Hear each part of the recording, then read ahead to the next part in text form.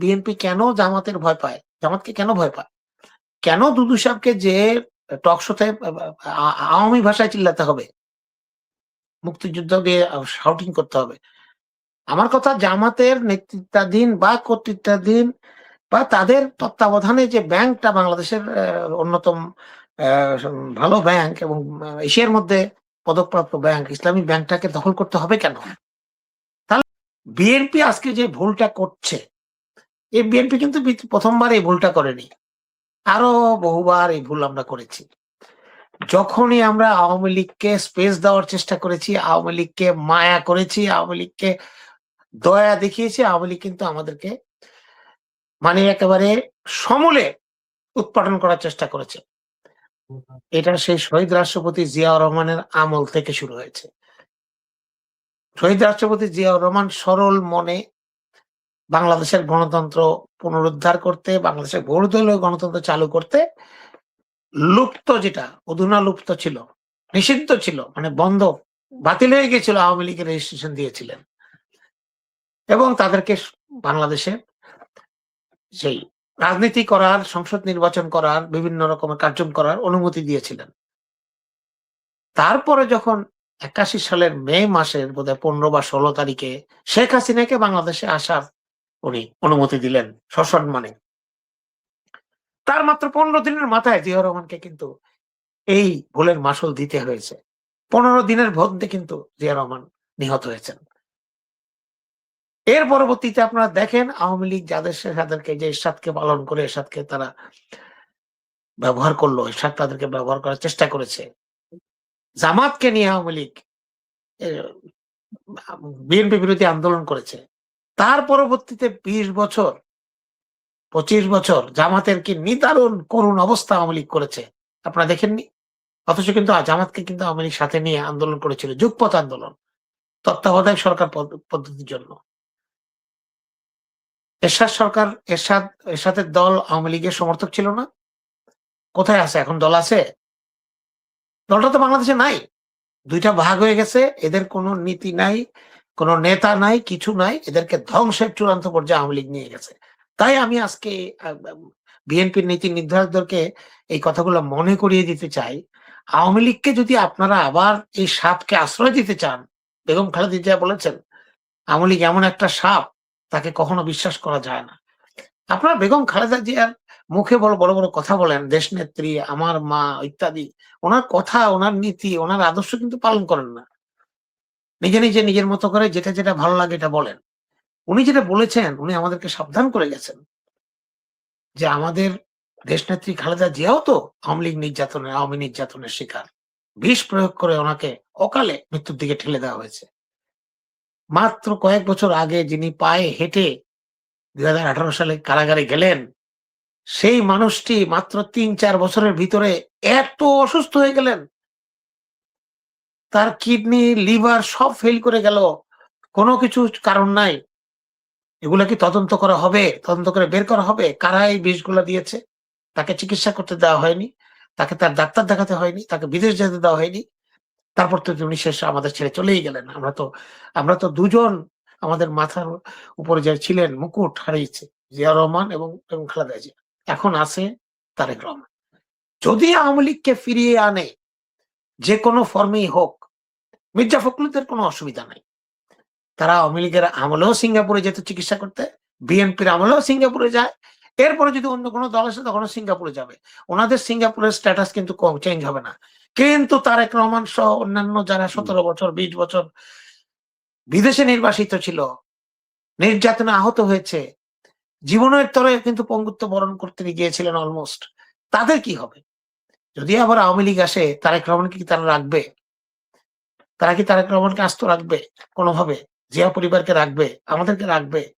রাখবে না।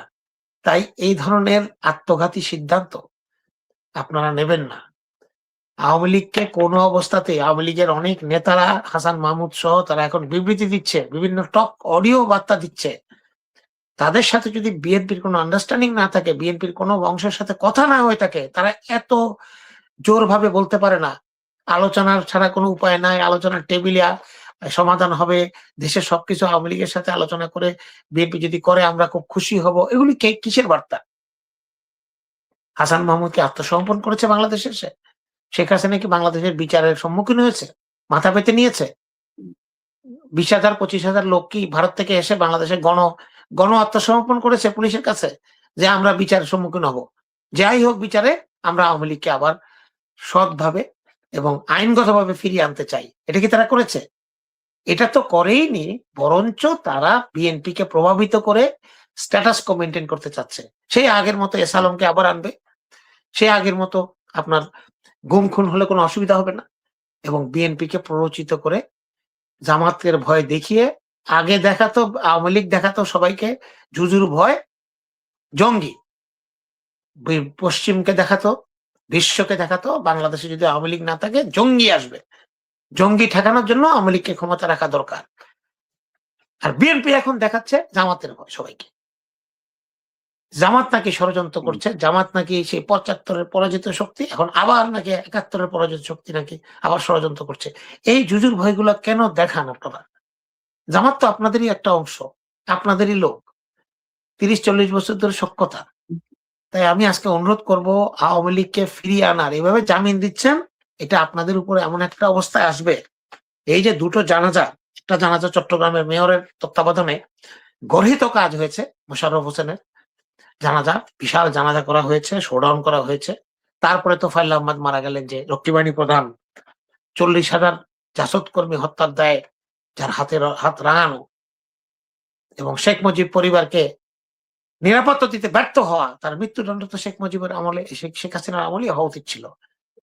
তাদের জানা যায় যে শোডাউন আওয়ামী লীগ করলো বা করতে দেয়া হলো, এবং ভোলাতে তাকে নাকি পুলিশের গার্ড অফ অনার দেওয়া হয়েছে। এটা কারা করলো, কেন করলো, এটাকে তদন্ত করতে হবে। এগুলো যদি আপনি নেগলেক্ট করেন, আমি প্রধানমন্ত্রীকে অনুরোধ করব, আপনি এগুলি নেগলেক্ট করলে আপনার আশেপাশে যারা আছে তারা যে কখন সেই জিয়া কোর্টের জায়গায় মুজিব কোর্ট পড়ে ফেলবে আপনি টেরও পাবেন না।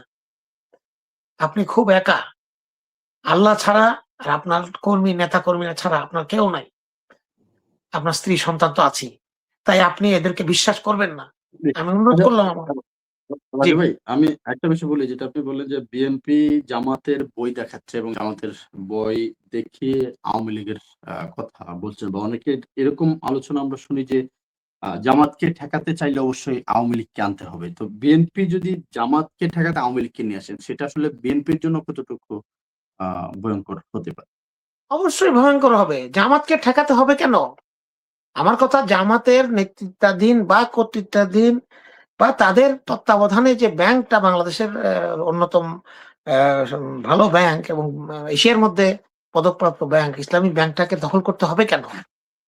তাহলে আমাদের সাথে আওয়ামী লীগের পার্থক্য কি? জামাত ইসলামী যদি তাদের ব্যাংকটা ঠিক মতো চালায়, এখানে যদি মানুষের কর্মসংস্থান, এখানে আমাদেরকে জোর করে আওয়ামী লীগের স্টাইলে, আওয়ামী লীগ যেমন দিয়েছিল চুপ্পুকে ভাইস চেয়ারম্যান, ইসলামী ব্যাংকে তার অনেকগুলো বদমাইশকে দিয়েছিল, এই চুপ্পুও তো ছিল। এখন আমাদেরকে খুরশিদ সাহেবকে দিতে হবে কেন, যে কিনা স্বৈরাচারের দোসর, হাসিনার আমলে বাংলাদেশ ব্যাংকের ডেপুটি গভর্নর?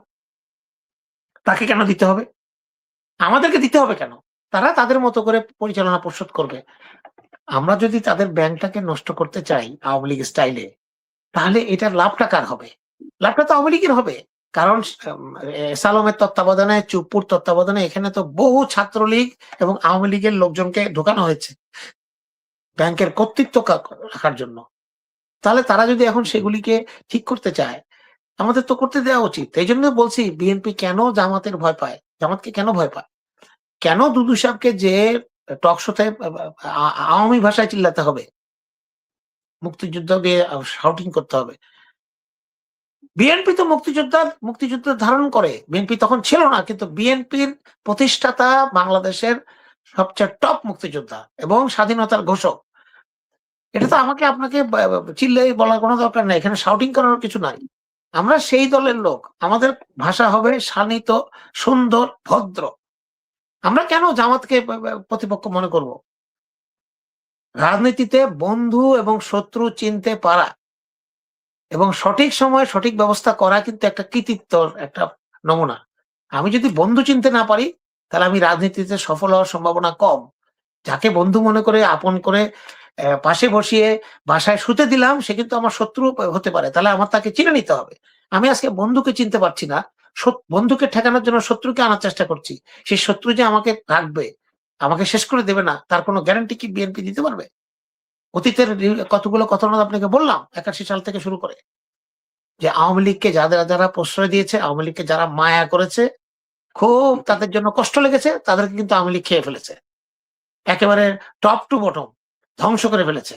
তাই আমরা আশা করব এই জিনিসগুলো যেন বিএনপি সরকার, তারেক রহমান সরকার চিন্তা করে এভাবে কেন কাজ করে। ঢালাওভাবে জামিন দিয়ে আওয়ামী লীগকে রাজনীতিতে ফিরিয়ে এনে আপনি কাউকে সাইজ করতে পারবেন না, নিজে সাইজ হয়ে যাবেন। এটা আমার একটা ধারণা।